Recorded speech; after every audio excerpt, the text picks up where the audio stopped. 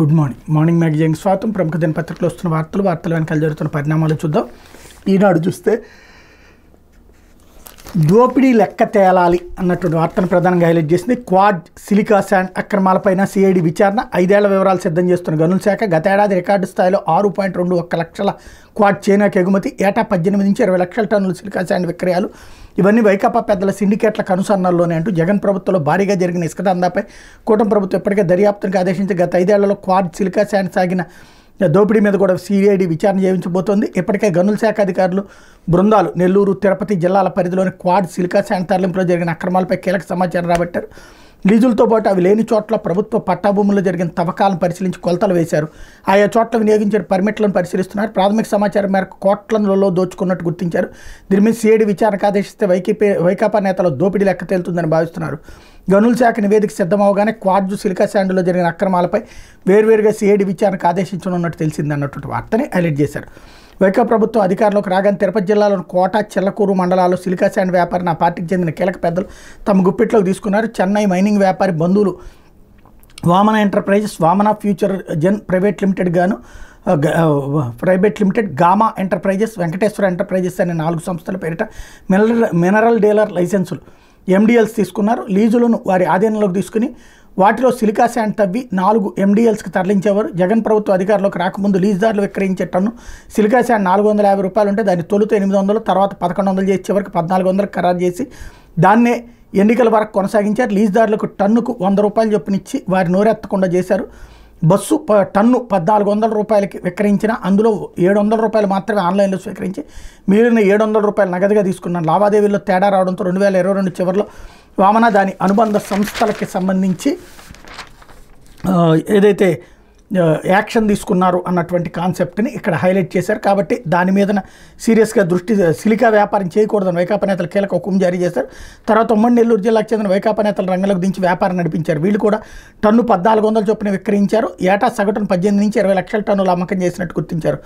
టన్నుకి 700 రూపాయలు చొప్పున వసూలు చేసిన నగదు ఎక్కడికి చేరింది అనేది కీలకంగా మారింది. సిఐడి విచారణలో ఈ గుట్టు వీడే అవకాశం ఉందని గనుల శాఖ వర్గాలు చెప్తున్నాయి అన్నటువంటి వార్తని హైలైట్ చేశారు. లేకపోతే సుమోటోగా హత్యాచారం కేసు స్వీకరించిన సుప్రీంకోర్టు రేపటి నుంచి విచారిస్తామని వెళ్ళి పశ్చిమ బెంగాల్ రాజధాని కోల్కతాలో జూనియర్ వైద్యురాలపై జరిగిన హత్యాచార ఘటనకు సుప్రీంకోర్టు సుమోటోగా స్వీకరించింది. ప్రధాన న్యాయమూర్తి జస్టిస్ డివై చంద్రచూడ్, న్యాయమూర్తులు justice JB Pardiwala, justice Manoj మిశ్రాలతో కూడిన ధర్మాసనం ఈ నెల 20న హత్యాచార కేసును విచారించనుంది. ఈ నెల 9న కోల్కతాలోని ఆర్జీకర్ వైద్య కళాశాల ఆసుపత్రి జూనియర్ డాక్టర్పై జరిగిన హత్యాచార ఘటనపై దేశవ్యాప్తంగా ఆందోళనలు కొనసాగుతున్న వేళ సుప్రీంకోర్టు ఈ కేసును సుమోటోగా స్వీకరించిన ప్రాధాన్యం సంతరించుకుంది. మరోపక్క కోల్కతా హత్యాచార ఘటనపై ఆదివారం కూడా పలు రాష్ట్రాల్లో వైద్యులు ఆందోళన కొనసాగించడం, శాంతి భద్రతల పరిస్థితిని ప్రతి 2 గంటలకు తమకు నివేదించాలని కేంద్ర ఆరోగ్య శాఖ అన్ని రాష్ట్రాల పోలీసులకు ఉత్తర్వులు జారీ చేసింది అన్నటువంటి వార్తని హైలైట్ చేశారు. లేకపోతే పత్రాలు కాల్చేస్తే అక్రమాలు బూడిదవుతాయి, పోలవరం ప్రాజెక్టు నిర్వాసితుల పరిహారంలో లొసుగులెన్నో, అర్హులకు అందాల్సిన సొమ్ము వైకాపా నేతల నిర్వాహకంతో పక్కదారి, ధవళేశ్వరంలో దస్త్రాల కాల్చివేతతో కథలనున్న డొంక అంటూ పోలవరం ప్రాజెక్టు కోసం దశాబ్దాలుగా సాగు చేస్తున్న భూములను రైతులు వదులుకున్నారు. గిరిజనులు ఊళ్ళు ఇళ్లను వదిలి వెళ్లాల్సి వచ్చింది. మరోవైపు 0.5% అంటూ గత 5 ఏళ్లు వైకాపా సర్కార్ పోలవరం ప్రాజెక్టు నిర్మాణాన్ని అగమ్యగోచరంగా మారిస్తే ఆ పార్టీ నాయకులు భూపరిహారాన్ని అందిన గాడికి దోచుకున్నారు. అక్రమాలకు కొందరు అధికారులు తలపడంతో నకిలీ భూదస్త్రాలు తెర మీదకి వచ్చాయి. అల్లూరి సీతారామరాజు జిల్లా దేవీపట్నం మండలంలో జరిగిన భూభాగవతంపై బాధితులు, ప్రజా సంఘాలు గొంతు చించుకున్న ఎవరూ పట్టించుకోలేదు. కూటమి ప్రభుత్వం అధికారంలోకి రావడంతో అక్రమార్కుల్లో గుబులు రేగింది. ఈ నేపథ్యంలో పోలవరం భూపరిహారం చెల్లింపుల అక్రమాలను మసి చేసి మాయం చేయాలనుకున్నారా అంటే చాలామంది నుంచి అవుననే సమాధానం వస్తుంది అన్నటువంటి వార్తని హైలైట్ చేశారు. లేకపోతే డిస్కమ్లు లెక్కలు చెబుతాయి. ఆన్లైన్లో సామాగ్రి వివరాలు జిల్లా వారీగా సమాచారం వెబ్సైట్లో అందుబాటులోకి. విద్యుత్ పంపిణీ సంస్థల సామాగ్రి కొనుగోళ్లు, అడ్డగోలు వ్యవహారాలకు చెక్ పెట్టాలని ప్రభుత్వం నిర్ణయించింది.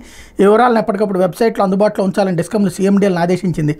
స్టోర్స్లో ప్రస్తుతం అందుబాటులో ఉన్న వాటి వివరాలను డిస్కమ్లు జిల్లాల వారీగా నమోదు చేస్తున్నాయి. ఇక మీద చిన్న బోల్ట్ కూడా లెక్కలోకి రాబోతుంది. ఆ వివరాలని ఆన్లైన్లో ప్రజలకు కనిపిస్తాయి. దీనికోసం ప్రత్యేక సాఫ్ట్వేర్ డిస్కమ్లు తయారు చేయించాయి అన్నటువంటి వార్తని హైలైట్ చేశారు. లేకపోతే ఒక్క ప్రమాదం తలరాత తారుమారు. విజయనగరం జిల్లా దెంకాడ మండలం సింగవరం పంచాయతీకి చెందిన 2 యువకులు మే 7న బైక్లో పెట్రోల్ కొట్టించుకునేందుకు వెళ్తుండగా భోగాపురం వద్ద జాతీయ రహదారిపై వెనక నుంచి వచ్చిన కారు ఢీకొనడంతో 2 చనిపోయారు.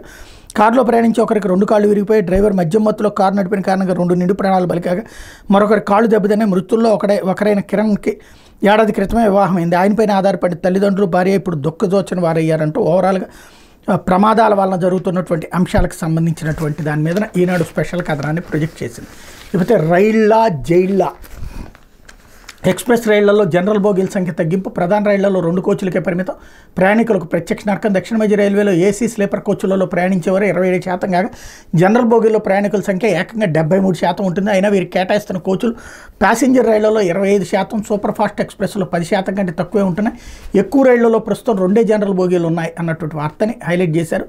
తద్వారా ప్రజలు తీవ్ర ఇబ్బందులు పడుతున్నారన్నటువంటి అంశాన్ని హైలైట్ చేశారు. అయితే 63 విడతల్లో 8.6 కోట్లు కొలగొట్టారు. హైదరాబాద్ వైద్యుడి నుంచి కాజేసిన సైబర్ మోసగాళ్ళు దేశవ్యాప్తంగా మ్యూల్ ఖాతాలకు నగదు బదిలీ అంటూ ఒక్కరోజు 23.5 లక్షలు, మర్నాడే 3 లక్షలు, తర్వాత రోజు 2 విడతలుగా 67 లక్షలు, ఆమన్నాడే 17 లక్షలు, ఇలా 1 కాదు 2 కాదు ఏకంగా 63 విడతల్లో సైబర్ నేరగాళ్ల ముఠ హైదరాబాద్ కేపీహెచ్పీకి చెందిన ఓ వైద్యుడి నుంచి భారీగా కొలగొట్టింది. మే 21 నుంచి ఈ నెల 8 వరకు మొత్తం 8,60,38,022 రూపాయలు కాజేసింది. షేర్ ట్రేడింగ్ పేరిట బురిడి కొట్టించి అంత మొత్తాన్ని సైబర్ నేరగాళ్లు కొట్టేశారు. ఈ నెల 12న బాధితుడు ఇచ్చిన ఫిర్యాదు మేరకు తెలంగాణ సైబర్ సెక్యూరిటీ బ్యూరో దర్యాప్తు ప్రారంభించింది అన్నటువంటి వార్తని హైలైట్ చేశారు. లేకపోతే సాక్షి వచ్చేటప్పటికి పింఛన్లపై పిడుగు అన్నటువంటి వార్తను హైలైట్ చేసింది. గ్రామాల్లో మళ్ళీ 2014-19 నాటి తరహా జన్మభూమి కమిటీల పెత్తనం, ప్రత్యర్థి పార్టీ సానుభూతి పరుల పేర్లు తొలగించాలని కూటమి నేతల ఒత్తిళ్లు, పింఛన్ల తగ్గింపు ఎలక్షన్, తప్పుడు ఫిర్యాదులు మొదలు, అధికారులు నోటీసులు, పేర్లు తొలగింపునికి ఎంపీడీఓలు మున్సిపల్ కమిషనర్లకు వెసులుబాటు.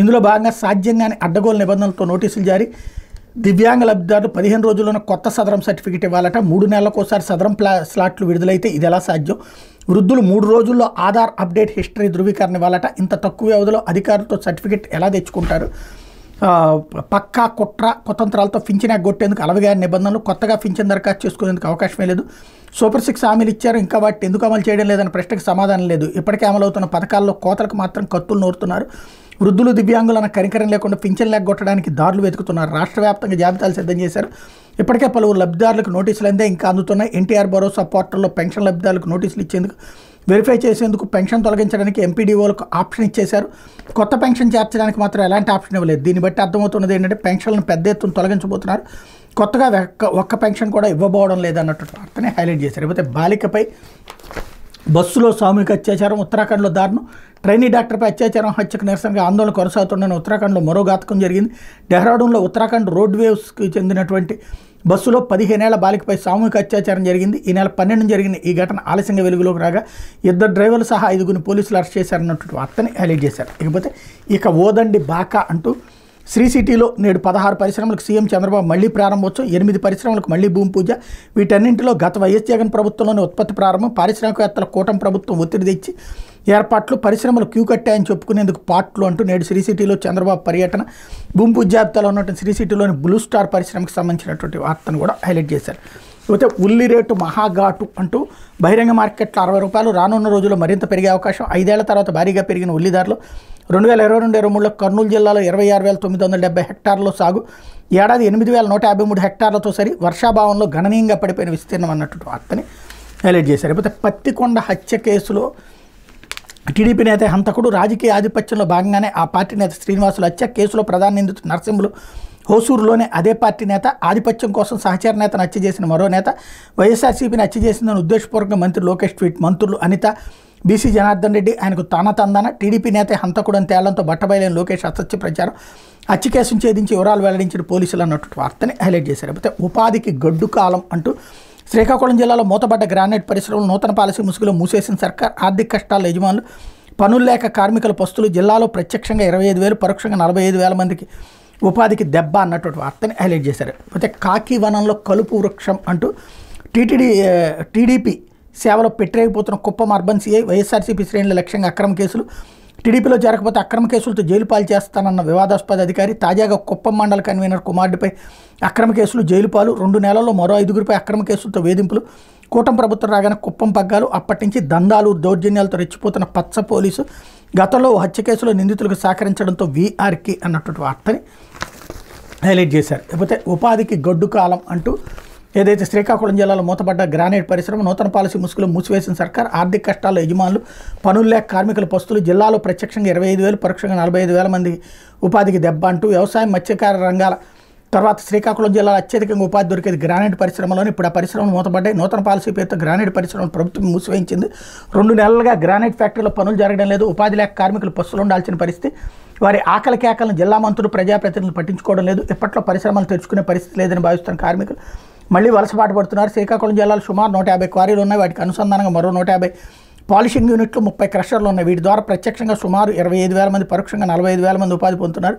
వీళ్ళలో జిల్లాకు చెందిన వారే కాకుండా ఒరిస్సా, రాజస్థాన్, ఛత్తీస్గఢ్, తమిళనాడు, పశ్చిమ బెంగాల్కి చెందిన వాళ్ళు కూడా ఉన్నారన్నట్టు వార్తని హైలైట్ చేశారు. టీడీపీ అధికారంలోకి వచ్చిన వెంటనే గ్రానైట్ పరిశ్రమల మీద కూటమి నేతల పెత్తనం మొదలైంది. మళ్ళీ తాము చెప్పేవారు గ్రానైట్ పరిశ్రమలు ఎటువంటి కార్యకలాపాలు చేపట్టకూడదని అధికార వర్గాల ద్వారా ఆదేశించారు. దీనికి నూతన గ్రానైట్ పాలసీ అనే ముసుగు తొడిగారు. పర్మిట్లను ఇవ్వకుండా నిలిపేశారు. దీంతో గ్రానైట్ క్వారీలతో పాటు వాటి అనుబంధ యూనిట్లన్నీ 2 నెలల క్రితమే మూతపడ్డాయి. దీంతో వాటిపై ఆధారపడ్డ కార్మికులంతా గగ్గోలు పెడుతున్నారు. ఈ సంక్షోభం ఒక్క కార్మికులపైనే కాదు, యాజమాన్యాలపైన ప్రభావం చూపింది. ఇక్కడ గ్రానైట్ బ్లాకులు ఇతర రాష్ట్రాలకు, ఇతర దేశాలకు వెళ్ళేవి. ప్రస్తుతం విక్రయాల నిలిచిపోయాయి. ఈ ప్రభుత్వం ఏర్పడక ముందు తీసిన బ్లాకులు 6 బయటే ఉండిపోవడంతో కలర్ మారి మార్కెట్లో విలువ తగ్గిపోయింది. ఫలితంగా గ్రానైట్ పరిశ్రమ తీవ్ర నష్టాలు కూరుకుపోయింది. అటు కార్మికుల ఆకలి కేకలు, ఇటు యజమాన్యాల నష్టాలను క్షేత్రస్థాయిలో సాక్షి పరిశీలించింది అన్నట్టు వార్తని హైలైట్ చేశారు. అయితే మార్గదర్శి మోసాలకు శిక్ష తప్పదు అంటూ అవినీతి పునాదులపై రామోజీ అక్రమ ఆర్థిక సామ్రాజ్యం అంబటి ఆయన ఆర్థిక నేరస్తుడని ముందు నుంచి మేము చెప్తున్నది రుజువైంది అంటూ అంబటి రాంబాబు స్టేట్మెంట్ ఇక్కడ హైలైట్ చేశారు. అయితే ఆంధ్రజ్యోతి వచ్చేటప్పటికి వాసుదేవరెడ్డికి సిఐడి ఉచ్చు అంటూ మద్యం స్కామ్లో పిలిపించి ప్రశ్నించిన అధికారులు కీలక వివరాలు బయటపెట్టిన బెవరేజెస్ కార్పొరేషన్ మాజీ ఎండీ ఆ వివరాలను ఆధారాలతో పోల్చి చూస్తున్న సిఐడి అధికారులు డిస్టిలరీల యజమానులను విచారించాక తదుపరి చర్యలు. మాజీ సీఎం జగన్కు ఎక్కట్లే, అందులో పెద్ద లాయర్లతో చర్చలు. అందుకే పెద్ద లాయర్లతో చర్చలు. ఎన్నికల ఫలితాలు వచ్చాక ఫైళ్లు, హార్డ్ డిస్కులు తీసుకెళ్లిన వాసుదేవరెడ్డి జూన్ 6 నుంచి అజ్ఞాతంలోనంటూ జగన్ బెంగళూరు ప్యాలెస్ సమీపాన హోటల్లో వాసుదేవరెడ్డి మకం. లాయర్లతో కలిసి లోపలికి వెళ్లిన వైనం పసిగట్టిన సిఐడి బృందాలు వెంటనే పిలుపు అంటూ మద్యం అక్రమాల సూత్రధారి వాసుదేవరెడ్డి అన్న క్వశ్చన్ మార్క్ కూడా వేశారు. డిస్టిలరీల నుంచి షాపుల వరకు ఆయన కనుసన్నల్లోనే అస్మదీయ సంస్థలకు భారీగా ఆర్డర్లు, పొరుగు కంటే అదనంగా చెల్లింపు, ఆ అదనపు మొత్తం పెద్దల జేబుల్లోకి, బార్ పాలసీలోనూ పెత్తనం, సంబంధం లేని ఎక్సైజ్ సెబ్ అధికారుల బదిలీల్లో కూడా జోక్యం అన్నట్టు వార్తని హైలైట్ చేశారు. అయితే పవన్ చెప్పిన బేఫికర్ అంటూ కాలుష్య నియంత్రణ మండలిని వేడని వైసీపీ వాసన. కాలుష్య నియంత్రణ మండలిలో కొందరు అధికారులు డిప్యూటీ సీఎం పవన్ కళ్యాణ్ ఆదేశాలని బేఖాతరు చేస్తున్నారు. వద్దన్న పని చేయడానికి సిద్ధమవుతున్నారు. ప్రభుత్వం మారిన వారిలో వైసీపీ వాసన వేయడం లేదు. బయో వేస్ట్ ట్రీట్మెంట్ ప్లాంట్స్ అనుమతి విషయంలో ఇప్పటికే అడ్డగోలుగానే వ్యవహరిస్తున్నారు. తాజాగా విజయనగరం జిల్లాలో వైసీపీ నేతకు చెందిన ఓ కంపెనీ ఏర్పాటుకు నిబంధనలకు విరుద్ధంగా అనుమతులు ఇవ్వడానికి సిద్ధమయ్యారు. డిప్యూటీ సీఎం పవన్ కళ్యాణ్ దృష్టికి వెళ్లడంతో అనుమతులు ఇవ్వకుండా కొద్ది రోజులుగా ఆపేశారు. ఆయన ఏమార్చి ఇప్పుడు మళ్ళీ సదరు ఫైల్ని అధికారులు మెల్లగా తెరపైకి తీసుకొస్తున్నారు. దీని అంతటికీ కారణం వైసీపీ హయాం నుంచి పాతుకుపోయిన కొందరు అధికారులు ఇప్పటికీ భారీ ఎత్తున ముడుపులు తీసుకోవడమేనన్న ఆరోపణలు వినిపిస్తున్నాయి. ఇదే కాకుండా రాష్ట్రంలో మరో 7 కొత్త ప్లాంట్ల ఏర్పాటుకి భారీ స్కెచ్ వేశారన్నట్టు వార్తని హైలైట్ చేశారు. పరిశ్రమలు రావడానికి కూడా వైఎస్ఆర్ కాంగ్రెస్ పార్టీ వాడైతే రాకూడదు, తెలుగుదేశం వాడైతే రావాలి, జనసేన వాడైతే రావాలని, మరి ఇది ఎక్కడ విచిత్రమైనటువంటి జబ్బు అర్థం కావట్లేదు. పరిశ్రమలు పెట్టడానికి పిలిచారు, పిలుస్తుంటే వాళ్ళు వస్తే వాడు వైసీపీ వాడు కాబట్టి అని చెప్పి ఆపేస్తున్నారు. పోనీ తెలుగుదేశం వాళ్ళు వచ్చి తీసుకోవచ్చు కదా, ఇస్తానంటే ఎవడాపాడు వాళ్ళని. ఇక్కడ బేసిక్గా వీటిట్లో పెద్ద ఆదాయం రాదన్నటువంటి కాన్సెప్ట్తో ఎవడో ముందుకు రాడు. ప్లస్ దీనివల్ల పర్యావరణం అని అదని ఇదని తర్వాత కాలంలో లిటిగేషన్స్ వస్తాయని ఎవరు రారు. అట్లాంటిది వచ్చినటువంటి వాళ్ళకి వైసీపీ ముద్రేసి పక్కన పెట్టాలి. అంటే వైసీపీ వాడు పరిశ్రమ పెడితే నడపకూడదా? ఇప్పుడు ఆ లెక్కనే తెలుగుదేశం వాళ్ళ పరిశ్రమలు తీసేయించాలనుకున్నటువంటి కాన్సెప్ట్ కరెక్ట్ అవుతుందా? అంటే ఒకళ్ళు వస్తే ఇంకొకళ్ళని వేధించాలి, పారిశ్రామికవేత్తలను వేధించాలి, రియల్ ఎస్టేట్ వాళ్ళని వేధించాలి. ఇది ఎక్కడ విచిత్రమైన జబ్బు అర్థం కాదు. లేకపోతే నేడు 15 పరిశ్రమల ప్రారంభం అంటూ 1570 కోట్ల పెట్టుబడితో ఏర్పడి 900 కోట్లతో 7 పరిశ్రమలకు భూమి పూజ. శ్రీ సిటీలో సీఎం చేతుల మీదుగా కార్యక్రమం. 1213 కోట్లతో మరో 5 పరిశ్రమల స్థాపనకు ఒప్పందాలు. తిరుగు ప్రయాణంలో సోమశిల సందర్శన అన్నటువంటి వార్తని హైలైట్ చేశారు. లేకపోతే నైరుతి తీరు మారింది అంటూ రోజుల తరబడి ఉండే ముసురు కనుమరుగు, అన్ని ప్రాంతాలకు విస్తరించే వర్షాలు మాయం, ఒకచోట అతివృష్టి మరో చోట అనావృష్టి. ఆగస్టులో అనేక జిల్లాల్లో దుర్భిక్ష పరిస్థితులు. సముద్రాలు భూమి ఉపరితలం వేడెక్కడమే కారణం. ఎండ తీవ్రత ఒక్కపోత ఖరీఫ్పై ప్రతికూల ప్రభావం. వర్షం నీటిని నిల్వ చేసుకోవడం తప్పనిసరి చేయాలన్నటువంటి వార్తని హైలైట్ చేశారు. లేకపోతే నలుగురిపై వేటు అంటూ పోలవరం ఫైళ్లకు నిప్పు కేసులో సస్పెన్షన్. 2 డీటీలకు షోకాజ్. విచారణాధికారిగా చేసి ఎవరిని రక్షించాలనే ప్రయత్నాలు వద్దు, బాధ్యులపై చర్యలు తప్ప. మంత్రి దుర్గేష్ తగలబెట్టిన పత్రాలను జిరాక్స్ కాపీలు, పనికిరాని కాగితాలన్న ఆర్డీఓపై ఆగ్రహం అన్నటువంటి వార్తని హైలైట్ చేశారు. అయితే జేటీసీలు బెజవాడ వచ్చేయండి, కమిషనరేట్లో 24 గంటలు రిపోర్ట్ చేయండి. ప్రభుత్వ ఆదేశాలు. రవాణా శాఖలో కలకలం. పెద్దిరెడ్డి కుడిభుజం సహా 4 జాయింట్ కమిషనర్లకు షాక్. వైసీపీ ప్రభుత్వంలో వసూళ్ల కోసం జిల్లాల్లో ప్రాంతీయ కార్యాలయాల ఏర్పాటు, ఇప్పుడు వాటి మూసివేతకు ఉత్తర్వులు అన్నటువంటి వార్తని హైలైట్ చేశారు. లేకపోతే ఆకాశమంత ఎత్తు, ఆరోగ్యం చిత్తు అంటూ 30 అంతస్తులకు మించిన భవనాల్లో ఉండేవారికి ఆరోగ్య సమస్యలు ముప్పు. శ్వాసకోశ సమస్యలతో, హృద్రోగాలతో బాధపడేవారు జాగ్రత్తగా ఉండాలి. పదే కిందికి రాలేకపోవడం వల్ల జీవనశైలి జబ్బుల ప్రమాదం. వైద్య నిపుణులు. దేశవ్యాప్తంగా ఇటీవల కాలంలో ఆకాశ ఆర్మీల సంఖ్య విస్తృతంగా పెరిగిపోతుంది. 30 అంతకు మించి అంతస్తుల భవనాల నిర్మాణం జోరుగా సాగుతుంది. ఉదాహరణకు హైదరాబాద్లో 30 నుంచి 40 అంతస్తుల భవనాలు, దాదాపు 100 దాకా పలు దశల్లో ఉన్నాయి. మరోవైపు రాజధాని అమరావతి నిర్మాణం ఊపంది కూడా భవిష్యత్తులో అక్కడ భారీ ఆకాశ ఆర్మేలు వచ్చే అవకాశం ఉంది. విశాఖలోని ఇప్పుడిప్పుడే ఇలాంటి భవనాల నిర్మాణం మొదలైంది. హైరైజ్ బిల్డింగ్స్లో ఉండటం హోదాకు చిహ్నంగా భావిస్తున్న చాలామంది వాటిలో పోటీపడి ఫ్లాట్లు కొనుగోలు చేస్తున్నారు. ఇలా వెంచర్ ప్రకటించగానే పునాదులు కూడా వేయకుండా అలా వాటిలో ఫ్లాట్లను హాట్ కేకులో కొనేస్తున్నారు. ఈ అభివృద్ధిని ఆపడం అసాధ్యం, కానీ ఆకాశ ఆర్మేలు అందరికీ సరిపడకపోవచ్చని, కొంతమందికి అనారోగ్య సమస్యలు వచ్చే ముప్పుందని వైద్య నిపుణులు చెప్తున్నారన్నటువంటి వార్తని హైలైట్ చేశారు. అయితే కోల్కతా హత్యాచారంపై సుప్రీం విచారణ సుమోటోగా తీసుకున్నటువంటి కోర్టు అన్నటువంటిది హైలైట్ చేశారు. మరొక వైపున 4 వేటు అన్నటువంటి వార్తని డీటెయిల్డ్గా కూడా రాసుకొచ్చారు. ఇది దినపత్రిక వచ్చినటువంటి వార్తల వెనకాల జరుగుతున్నటువంటి పరిణామాలు.